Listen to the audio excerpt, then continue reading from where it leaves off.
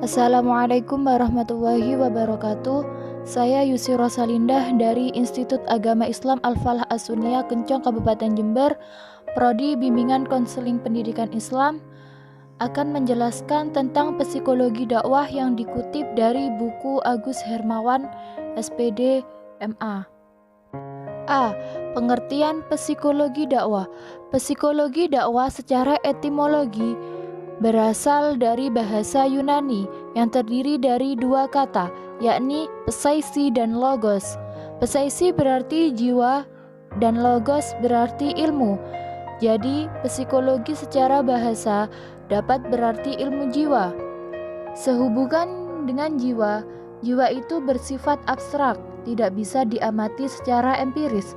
Maka yang dikaji adalah tingkah laku manusia yang merupakan tampilan dari jiwa. Dan psikologi dakwah secara terminologi didefinisikan sebagai ilmu yang berusaha menguraikan, meramalkan, dan mengendalikan tingkah laku manusia yang terkait dalam proses dakwah. B. Objek psikologi dakwah. Objek psikologi dakwah sebagaimana pada umumnya, yaitu ilmu pengetahuan yang lain, selalu berdiri dari dua objek kajian, yaitu objek material dan objek normal. Objek material yaitu objek yang menjadi pokok bahasan sebuah ilmu, sedangkan objek formal yaitu sudut pandang sebuah ilmu yang dikaji, seperti apakah dari segi epistemologi, ontologi, atau aksiologi. Yang C. Sasaran psikologi dakwah. Sasaran ini menyangkut kelompok masyarakat yang dilihat dari segi sosiologis berupa masyarakat terasing, pedesaan, kota besar dan kecil, serta masyarakat di daerah marginal dari kota besar. Dan banyak sekali sasaran psikologi dakwah. D. Ruang lingkup psikologi dakwah. Sebagaimana telah disebutkan bahwa kalimat dakwatun dapat diartikan dengan undangan, seruan, atau ajakan yang semuanya menunjukkan adanya komunikasi antara dua pihak, di mana pihak pertama atau sang dai berusaha menyampaikan informasi, mengajak dan mempengaruhi pihak kedua yang disebut mad'u.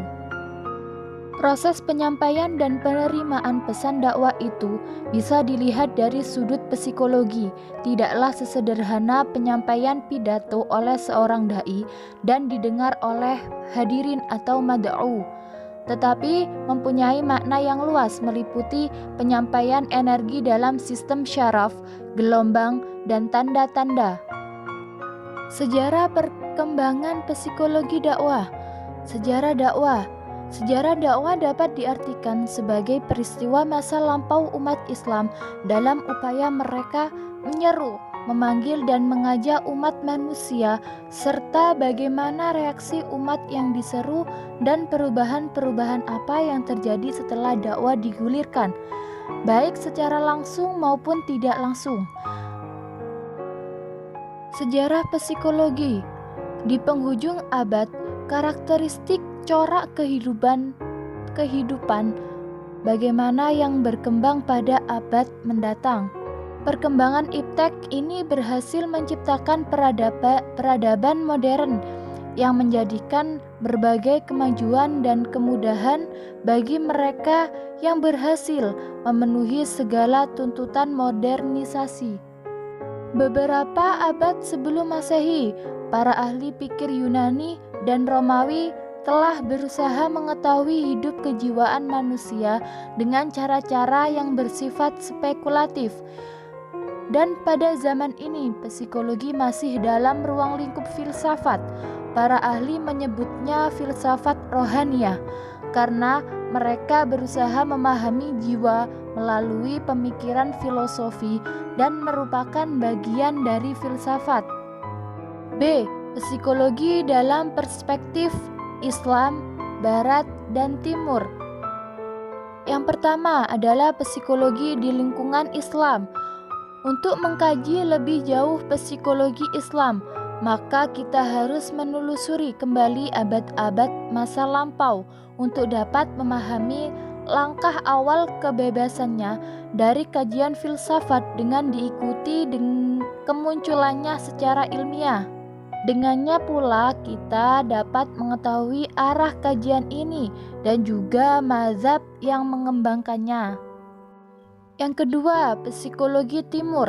Agama Timur sebenarnya banyak berisi psikologi. Sebagai contoh, ajaran Buddha banyak berisi psikologi. Buddhisme diajarkan oleh Buddha Gautama 536 sampai 483 sebelum Masehi di India, dan sesudah Buddha Gautama wafat, lalu terjadilah aliran-aliran Buddhisme, misalnya Mahayana dan Hinayana. Dalam dunia agama Islam, tokoh-tokoh yang mempelajari ilmu pengetahuan termasuk psikologi adalah gerakan Sufisme.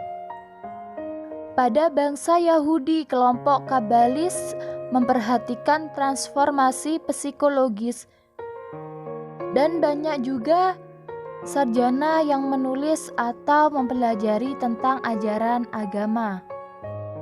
Psikologi Barat. Yang ketiga adalah psikologi Barat.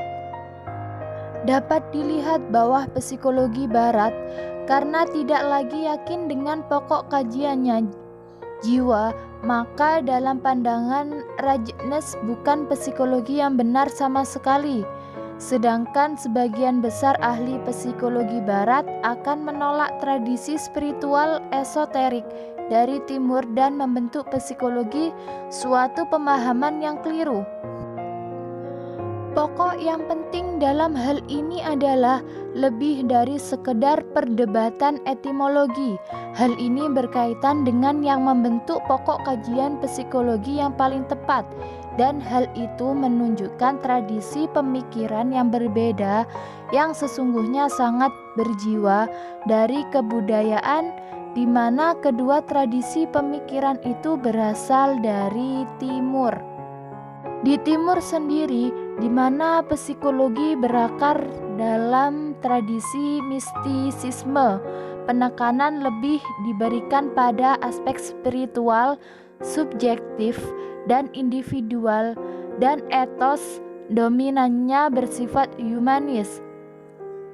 Sementara dalam psikologi Barat berakar pada tradisi sains. C. Perkembangan pemikiran psikologi dakwah di Indonesia. Di Indonesia, ilmu ini dirintis oleh Haji Muhammad Arifin sekitar tahun 1990. Menurutnya bahwa psikologi dakwah merupakan landasan di mana metodologi dakwah seharusnya dikembangkan agar kegiatan dakwah semakin efektif dan efisien. Harapannya, psikologi dakwah bisa membantu para dai dan para penerang agama untuk memahami latar belakang hidup naluri manusia sebagai makhluk individu atau maupun makhluk sosial. Psikologi dakwah sebagai disiplin ilmu. A. Kedudukan psikologi dakwah dalam ilmu psikologi. Kegiatan dakwah adalah kegiatan komunikasi, dan komunikasi menyebabkan terjadinya interaksi sosial, termasuk juga interaksi dakwah. Agar dakwah bersifat komunikatif, seorang dai memerlukan pengetahuan tentang gejala-gejala sosial atau tingkah laku manusia dalam lingkungan sosiokulturnya, dan seberapa jauh keyakinan agama mempengaruhi tingkah lakunya. Psikologi dakwah dimaknai sebagai ilmu pengetahuan yang bertugas mempelajari atau membahas tentang segala hidup kejiwaan manusia yang terlibat dalam proses kegiatan dakwah. B. Beberapa dasar ilmu yang menerangkan bahwa psikologi dakwah sebagai disiplin ilmu. Yang pertama adalah dasar filosofis atau ontologi. Setiap disiplin ilmu dapat kita lihat dari dua hal, yakni objek material ialah seluruh lapangan atau bahan yang dijadikan objek penyelidikan suatu ilmu. Objek forma ialah objek yang disoroti oleh suatu ilmu sehingga membedakan ilmu yang satu dari ilmu yang lainnya jika terobjek sama. Yang kedua, dasar epistemologi. Epistemologi membahas secara mendalam segenap proses yang terlibat dalam usaha untuk memperoleh ilmu pengetahuan. Ilmu merupakan pengetahuan yang dapat melalui proses tertentu yang dinamakan kode keilmuan. Prosedur penyusunan ilmu pengetahuan tersebut meliputi A. Observation atau pengamatan, B. Measuring atau pengukuran, C. Explaining atau penjelasan, dan D. Verifying atau pemeriksaan benar tidaknya. Yang ketiga, dasar aksiologi. Adanya ilmu pengetahuan tentu memiliki fungsi atau manfaatnya, sama halnya dengan psikologi dakwah. Setelah melalui prosedur disiplin ilmu pengetahuan, maka kita dapat melihat dengan jelas apa manfaat dari ilmu psikologi dakwah ini. C. Aksiologi psikologi dakwah perspektif Al-Quran. Al-Quran diturunkan di dunia ini sebagai alat untuk mencapai tujuan yang lebih tinggi dan lebih umum dari sekedar tujuan ilmu pengetahuan itu sendiri, atau tujuan mencari keuntungan individual atau keuntungan golongan, karena kehidupan manusia ini tidak terbatas dengan adanya planai bumi ini. Juga tidak terbatas umur yang terbatas yang dilalui oleh kehidupan pribadi dan kelompok atau golongan untuk masa yang terbatas. Mengembangkan ilmu merupakan amal. Amal dalam Islam merupakan ibadah selama tidak ada dosa dan riya. Akan tetapi kebanyakan manusia beramal untuk dunia saja karena ingin menikmati kenikmatan dunia yang lama, mengikuti hawa nafsunya, akan tetapi melalaikan kepentingan akhirat. Hubungan psikologi dakwah dengan ilmu lain. A. Hubungan psikologi dakwah dengan ilmu komunikasi. Dengan demikian, secara teknis, dakwah adalah komunikasi antara dai dan mad'u, dan semua orang yang terlibat dalam kegiatan dakwah adalah juga komunikan. Semua hukum yang berlaku dalam sistem komunikasi berlaku juga para dakwah. Hambatan komunikasi adalah hambatan dakwah pula, dan bagaimana cara mengungkap apa yang tersembunyi di balik perilaku manusia dakwah sama pula dengan apa yang harus dikerjakan terhadap manusia komunikan. B. Hubungan psikologi dakwah dengan sosiologi. Sosiologi menaruh perhatian pada interaksi sosial. Interaksi sosial baru terjadi manakala ada peristiwa komunikasi. Kegiatan dakwah merupakan peristiwa komunikasi yang juga melahirkan interaksi sosial antara dai dan mad'u. C. Hubungan psikologi dakwah dengan psikologi sosial. Psikologi sosial merupakan bagian dari psikologi. Psikologi mempelajari tingkah laku manusia, sedangkan psikologi sosial memusatkan perhatiannya pada gejala sosial atau tingkah laku manusia dalam lingkungan sosiokulturnya. D. Hubungan psikologi dakwah dengan psikologi agama. Psikologi dakwah atau ilmu jiwa agama meneliti sejauh mana pengaruh keyakinan agama terhadap sikap dan tingkah laku orang, atau berpikir, bersikap, dan bereaksi. Tingkah laku orang baik dalam berpikir, bersikap maupun bereaksi tidak dapat dipisahkan dengan keyakinannya, karena keyakinan itu termasuk dalam konstruksi kepribadiannya. Konsep manusia dalam perspektif psikologi. A. Konsep psikologi tentang manusia. Seorang dai suatu ketika pasti berhadapan dengan karakteristik manusia yang berbeda-beda dan dalam situasi yang berbeda-beda pula. Tingkah laku manusia dipengaruhi oleh faktor-faktor personal maupun situasional, faktor internal maupun sosiokultural. Manusia dakwah terdiri dari dai dan mad'u. Seorang dai juga psikolog, berkepentingan untuk mengetahui bagaimana seorang mad'u memproses pesan dakwah dan bagaimana cara berpikir dan melihat mereka dipengaruhi oleh lambang-lambang yang berbeda.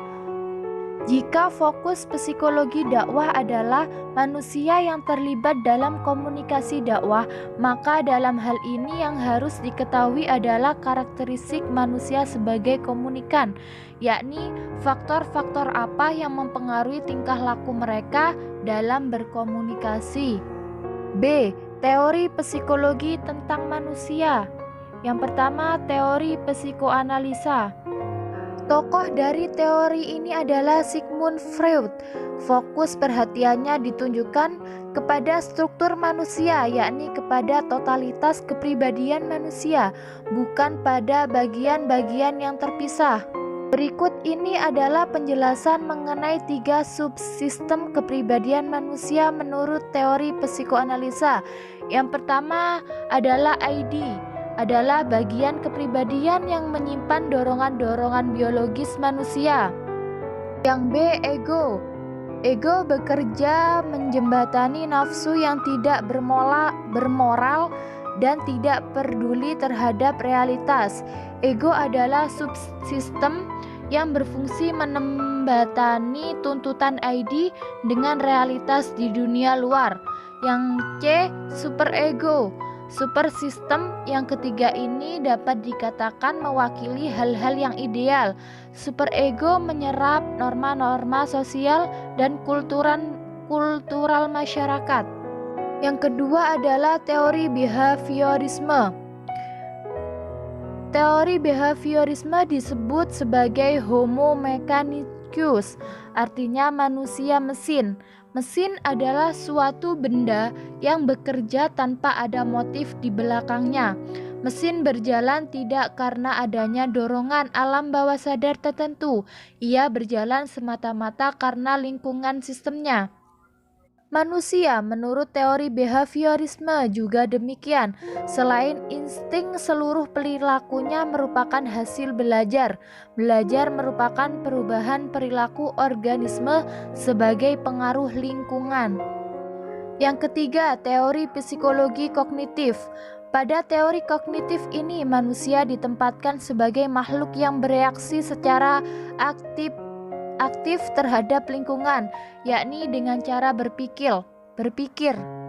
Jadi menurut teori ini, manusia tidak secara otomatis memberikan respon kepada stimuli. Tidak otomatis takut jika ditakut-takuti, dia otomatis senang jika ada orang tersenyum kepadanya. Ia berpikir apakah orang yang menakuti itu memang orangnya kuat, apakah senyuman itu senyuman kasih sayang, atau hanya senyuman gombalan. Yang keempat adalah teori psikologi humanis. Teori psikologi humanis memandang manusia sebagai makhluk yang unik yang memiliki cinta, kreativitas, nilai dan makna, serta pertumbuhan pribadi. Pusat perhatian teori humanisme adalah makna kehidupan, dan masalah ini dalam psikologi humanis disebut homo ludens, yaitu manusia yang mengerti makna kehidupan. C. Manusia dalam pandangan filosof. Saya akan menjelaskan 2 pandangan filosof mengenai manusia, diantaranya pendapat para filosof itu yaitu yang pertama adalah Plato. Menurut Plato, martabat manusia sebagai pribadi tidak terbatas pada mulainya jiwa bersatu dengan raga. Jiwa tidak berada lebih dulu sebelum manusia atau pribadi adalah jiwa sendiri. Sedangkan badan oleh Plato yang disebut sebagai alat yang berguna sewaktu masih hidup di dunia ini. Tetapi badan itu di samping berguna sekaligus juga memberati usaha jiwa untuk mencapai kesempurnaan, yaitu kembali kepada dunia ide. Yang kedua adalah Thomas Aquinas. Ia berpendapat bahwa yang disebut manusia sebagai pribadi adalah makhluk individual. Kalau hidup ialah makhluk yang merupakan kesatuan antara jiwa dan badan, sedangkan yang dimaksud pribadi adalah masing-masing manusia individual, manusia yang konkret dan yang real, dan juga mempunyai kodrat yang rasional. Manusia adalah substansi yang komplit, terdiri dari badan atau material dan jiwa atau forma. Konsep manusia menurut Islam. A. Konsep lama manusia. Berbicara dan berdiskusi tentang manusia selalu menarik. Karena selalu menarik, maka masalahnya tidak akan pernah selesai dalam artian tuntas. Pembicaraan mengenai makhluk psikofisik ini laksana suatu permainan yang tidak pernah selesai. Selalu ada saja pertanyaan mengenai manusia. Siapakah manusia itu? Pertanyaan ini nampaknya amat sederhana, tetapi tidak mudah memperoleh jawaban yang tepat. Biasanya orang menjawab pertanyaan tersebut menurut latar belakangnya sendiri. Jika seorang yang menitik beratkan pada kemampuan manusia berpikir, memberi pengertian bahwa manusia adalah animal rasional atau hewan yang berpikir. Orang yang memandang manusia adalah makhluk yang selalu membuat bentuk-bentuk baru dari bahan-bahan alam untuk mencukupkan kebutuhan hidupnya, memberi pengertian manusia adalah homo faber. B. Manusia dalam arti filosofi. Pemahaman manusia yang tidak utuh tentang manusia dapat berakibat fatal bagi perlakuan seorang terhadap sesamanya. Maka, agar dapat dipahami tentang hakikat manusia secara utuh, ada beberapa pendapat atau pandangan tentang manusia ini menurut Murtadha Mutahari.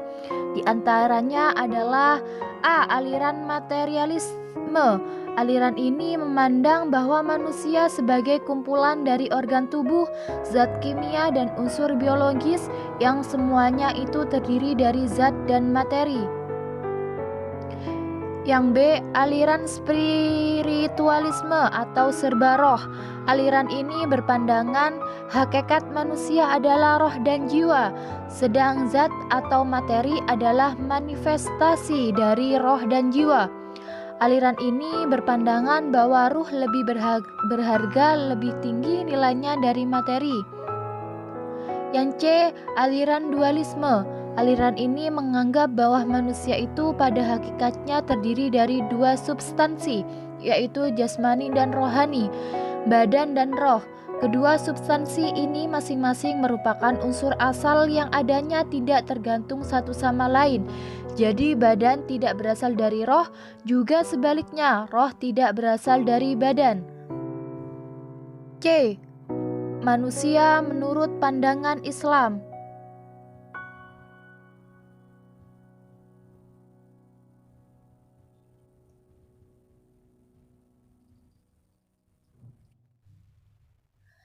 Islam memandang manusia sebagai makhluk Tuhan yang memiliki keunikan dan keistimewaan tertentu. Sebagai salah satu makhluknya, karakteristik eksistensi manusia harus dicari dalam relasi dengan Sang Pencipta dan makhluk-makhluk Tuhan lainnya. Sekurang-kurangnya terdapat 4 ragam relasi manusia yang masing-masing memiliki kutub positif dan negatif. D. Manusia menurut pandangan psikologi. Bertolak dari pengertian psikologi sebagai ilmu yang menelaah perilaku manusia, para ahli psikologi umumnya berpandangan bahwa kondisi ragawi, kualitas kejiwaan, dan situasi lingkungan merupakan penentu-penentu utama perilaku dan corak kepribadian manusia. Selain itu, psikologi apapun alirannya menunjukkan bahwa filsafat manusia yang mendasari bercorak antropocentrisme yang menempatkan manusia sebagai pusat dari segala pengalaman dan relasi-relasinya, serta penentu utama segala peristiwa yang menyangkut masalah manusia dan kemanusiaan. Persamaan dan perbedaan manusia dengan makhluk lain. Manusia pada hakikatnya sama saja dengan makhluk hidup lainnya, yaitu memiliki hasrat dan tujuan. Ia berjuang untuk meraih tujuannya dengan didukung oleh pengetahuan dan kesadaran.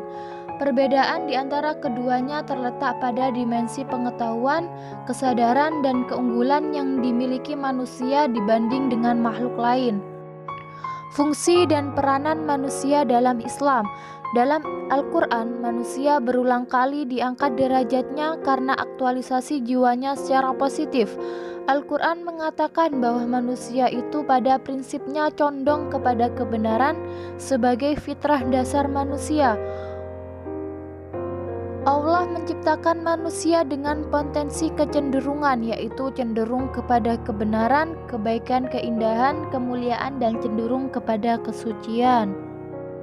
Manusia juga diciptakan sebagai makhluk yang memiliki 3 unsur padanya, yaitu unsur perasaan, unsur akal, dan unsur jasmani. Ketiga unsur ini berjalan seimbang dan saling terkait antara satu unsur dengan unsur yang lain. Mad'u sebagai objek dakwah. Pengertian mad'u serta pengelompokannya. Secara etimologis, kata mad'u berasal dari bahasa Arab. Diambil dari bentuk isim maf'ul atau kata yang menunjukkan objek atau sasaran. Menurut terminologi, mad'u adalah orang atau kelompok yang lazim disebut dengan jamaah yang sedang menuntut ajaran agama dari seorang dai, baik mad'u itu orang dekat atau jauh, muslim atau non-muslim, laki-laki atau perempuan. Seorang dai akan menjadikan mad'u sebagai objek bagi transformasi keilmuan yang dimilikinya. Mad'u adalah objek dakwah bagi seorang dai yang bersifat individual, kolektif, atau masyarakat umum. Muhammad Buhari Ghazali melihat objek dakwah dari tinjauan segi psikologinya, yaitu pertama, sasaran dakwah yang menyangkut kelompok masyarakat dilihat dari segi sosiologisnya, berupa masyarakat terasing, pedesaan, kota, serta masyarakat marginal dari kota besar. 2. Sasaran dakwah yang mengangkut golongan dilihat dari segi struktur kelembagaan berupa masyarakat dari kalangan pemerintah dan keluarga. 3. Sasaran dakwah yang berupa kelompok dilihat dari segi sosial kultur berupa golongan priai, abangan, dan santri. Klasifikasi ini terutama dalam masyarakat Jawa. 4. Sasaran dakwah yang berhubungan dengan golongan masyarakat dilihat dari segi tingkat usia berupa golongan anak-anak, remaja, dan dewasa. 5. Dilihat dari segi profesi dan pekerjaan berupa golongan petani, pedagang, buruh, pegawai, dan administrator. Menurut Syekh Muhammad Abduh, pembagian mad'u dibagi menjadi 3 golongan, yaitu yang pertama golongan cendekiawan, atau golongan ini cinta dengan kebenaran dan dapat berpikir secara kritis, cepat menangkap persoalan. Kedua, golongan awam. Kebanyakan orang yang belum dapat berpikir secara kritis dan mendalam belum tentu dapat menangkap pengertian yang tinggi. Ketiga, golongan yang berbeda dengan kedua golongan di atas, golongan yang tingkat kecerdasannya di antara kedua golongan tersebut. Mereka senang membahas sesuatu tetapi hanya dalam batas tertentu, tidak sanggup menanggapi secara menyeluruh.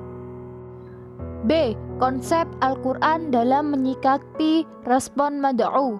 Seorang dai yang arif dan bijaksana adalah yang memperlakukan mad'u sesuai dengan kondisi dan situasi sosial kulturalnya di masyarakat. Dai harus mampu menempatkan dan memperlakukan mad'u sebagai objek sasaran dakwah dengan baik dan tidak melukai perasaan mereka sehingga jauh dari kontraproduktif. Peran motivasi dalam dakwah. Pengertian motivasi dakwah. MC Donald sebagaimana dikutip Wasi Suwomanto mendefinisikan motivasi sebagai suatu perbedaan tenaga di dalam diri atau pribadi seseorang yang ditandai oleh dorongan efektif dan reaksi-reaksi dalam usaha mencapai tujuan. Dalam kesimpulannya, Wasti Sumanto berpendapat bahwa motivasi memiliki dua prinsip, yaitu pertama, motivasi adalah suatu proses di dalam individu. Yang kedua, kita menentukan diri dari proses ini dengan menyimpulkan dari tingkah laku yang dapat diamati. Dapat disimpulkan bahwa motivasi dakwah ialah dorongan dalam diri seseorang dalam usahanya untuk memenuhi keinginan, maksud dan tujuan dalam mengajak manusia dengan cara yang bijaksana kepada jalan yang benar sesuai perintah Allah Subhanahu wa taala untuk kemaslahatan dan kebahagiaan mereka di dunia dan akhirat. B. Peran motivasi dalam berdakwah. Dalam motivasi, setidaknya ada dua hal yang mendasari timbulnya motivasi, yaitu kebutuhan yang berupa dorongan, seruan, dan kualitas, dan tujuan, goal, dan berupa kebahagiaan, ketenangan, kedamaian. Kedua hal ini yang akan melatar belakangi segi tingkah laku manusia dalam segala hal. Sebagai contoh, orang yang ingin makan nasi dorongannya adalah lapar dan tujuannya adalah ketenangan karena kenyang. Lapar adalah dorongan yang datang dari jasmani. Motivasi sendiri ruang lingkupnya tidak terlepas dari Allah Subhanahu wa taala, manusia, dan lingkungannya. Ketiganya merupakan mata rantai dari kesinambungan hidup manusia. Motivasi bisa berupa pendorong yang ada di belakang setiap tindakan. Motivasi juga bisa berupa tujuan yang hendak dicapai. C. Teknis praktis memotivasi mad'u. Apabila metode yang dipakai Al-Quran dalam seruannya pada akidah tauhid kepada orang-orang yang beriman serta penanaman prinsip dan nilai keislaman dalam jiwa mereka kita kaji secara teliti, maka kita mampu mengikhtisarkan beberapa prinsip aplikatif motivasi mad'u secara efektif. Di sini akan dikaji tuntunan praktis bagaimana seorang dai mampu menerapkan atau mengaplikasikan motivasi mad'u dalam dakwah. Pertama, pembangkitan motivasi dengan janji dan ancaman. Kedua, pembangkitan motivasi dengan cerita. Dan yang ketiga, pembangkitan motivasi dengan peristiwa-peristiwa penting. Interaksi sosial dalam proses dakwah. A. Pengertian interaksi sosial. Interaksi sosial diartikan suatu bentuk hubungan antara dua orang atau lebih di mana tingkah laku seorang diubah oleh tingkah laku yang lain. Interaksi sosial merupakan suatu fondasi dari hubungan yang berupa tindakan yang berdasarkan norma dan nilai sosial yang berlaku dan diterapkan di dalam masyarakat. Di dalam kehidupan sehari-hari tentunya manusia tidak dapat lepas dari hubungan antara satu dengan yang lainnya. Ia akan selalu perlu untuk mencari individu ataupun kelompok lain untuk dapat berinteraksi ataupun bertukar pikiran. B. Kemungkinan timbulnya interaksi sosial. Unit sederhana yang memungkinkan terjadinya interaksi sosial adalah terdiri dari dua individu yang disebut pasangan. Menurut Goodwin Watson, hubungan yang terjadi di antara dua individu itu dalam istilah teknisnya disebut dyad. Dyad adalah suatu hubungan antara dua orang yang tidak mengandung hal-hal yang istimewa seperti hubungan cinta kasih.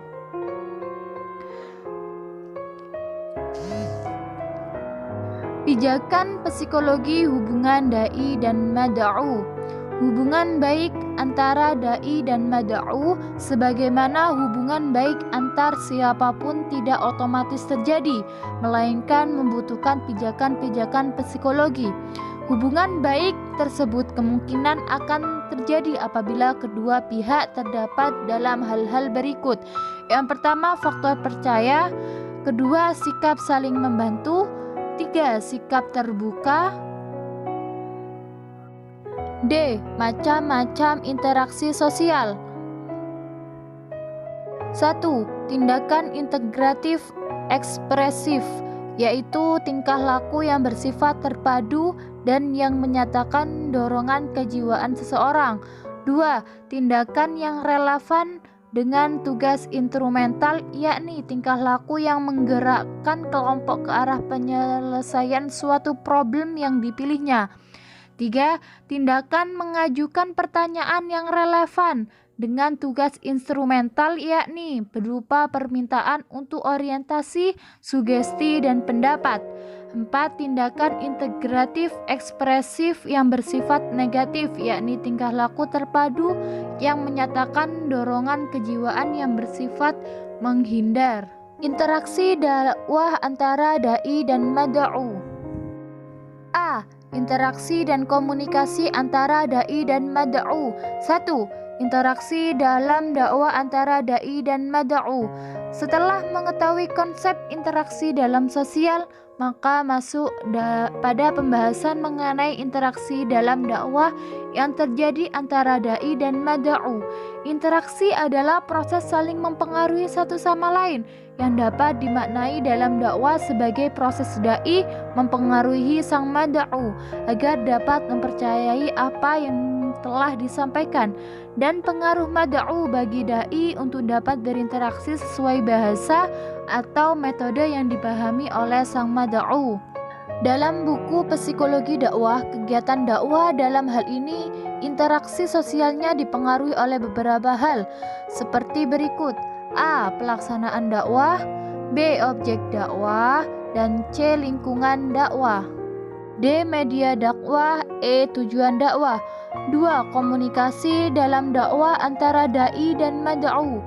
Dalam ajaran Islam, komunikasi mendapat tekanan yang cukup kuat bagi manusia sebagai anggota masyarakat dan sebagai makhluk Tuhan.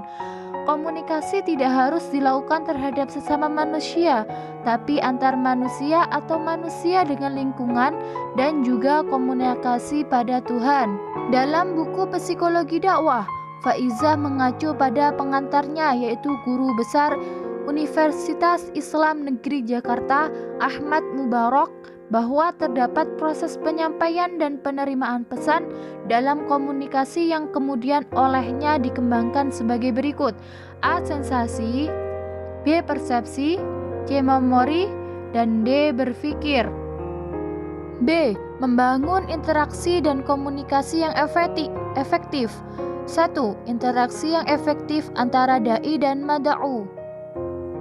Bahwa seorang dai dituntut mampu menyabarkan dan mensosialisasikan serta menarik perhatian mad'u agar mereka mengimitasi atau menyontoh berkaitan dengan ide-ide serta tindakan yang sesuai dengan ajaran agama Islam. Faizah dan lalu Muhsin Effendi dalam buku Psikologi Dakwah mengemukakan bahwa keefektifan interaksi seorang dai dapat dibangun oleh sikap yang positif seperti berikut: A. Pesona dai, B. Figur dai, dan C. Hubungan batin. 2. Komunikasi yang efektif antara dai dan mad'u. Prinsip komunikasi adalah semakin mirip latar belakang sosial budaya, semakin efektiflah komunikasi. Komunikasi yang efektif adalah komunikasi yang hasilnya sesuai dengan harapan orang yang sedang berkomunikasi. Dakwah persuasif. A. Pengertian dakwah. Kata dakwah adalah derivasi dari bahasa Arab dakwah. Kata kerjanya da'a, yang berarti memanggil, mengundang, atau mengajak. Isim fa'ilnya adalah da'i, yang berarti pendakwah. Dakwah adalah perintah mengadakan seruan kepada sesama manusia untuk kembali dan hidup sepanjang ajaran Allah yang benar dengan penuh kebijakan dan nasihat yang baik. B. Komunikasi persuasif. Persuasif yaitu adalah tanpa adanya paksaan dengan mempengaruhi jiwa seorang sehingga dapat membangkitkan kesadarannya untuk menerima dan menerima suatu tindakan. Persuasif berasal dari istilah bahasa Inggris persuasion. Persuasion dapat diartikan sebagai membujuk, merayu, meyakinkan, dan sebagainya. baik koersif ataupun persuasif. Keduanya bertujuan mengubah perilaku, kepercayaan, dan sikap. Bedanya ialah terletak pada cara penyampaiannya. Komunikasi dakwah persuasif adalah komunikasi dakwah yang senantiasa berorientasi pada segi-segi psikologis mad'u dalam rangka membangkitkan kesadaran mereka untuk menerima dan melaksanakan ajaran agama Islam. C. Dakwah persuasif. Dakwah persuasif, mereka itu adalah orang-orang yang Allah mengetahui apa yang di dalam hati mereka. Karena itu berpalinglah kamu dari mereka dan berilah mereka pelajaran dan katakanlah kepada mereka perkataan yang berbekas pada jiwa mereka. Quran Surat An-Nisa ayat 63. Persuasif mengarah pada sejauh mana pesan-pesan dan aktivitas dakwah dapat mempengaruhi dan meyakinkan jamaah dakwah. Suatu komunikasi dakwah berdaya panggil secara berbeda pada jiwa orang yang diserunya. Ada daya panggil besar namun ada pula yang berdaya panggil kecil. Sekecil apapun daya panggil dakwah selayaknya dipahami sebagai efek dari kegiatan komunikasi dakwah. Dakwah persuasif adalah proses mempengaruhi mad'u dengan pendekatan psikologis sehingga mad'u mengikuti ajakan dai tetapi merasa sedang melakukan suatu atas kehendak sendiri atau tidak dipaksakan. Terima kasih, itu saja yang bisa dapat saya sampaikan. Mohon maaf apabila ada kesalahan dalam penyampaian materi tentang psikologi dakwah ini. Saya mohon maaf yang sebesar-besarnya. Billahi taufiq wal hidayah. Wassalamualaikum warahmatullahi wabarakatuh.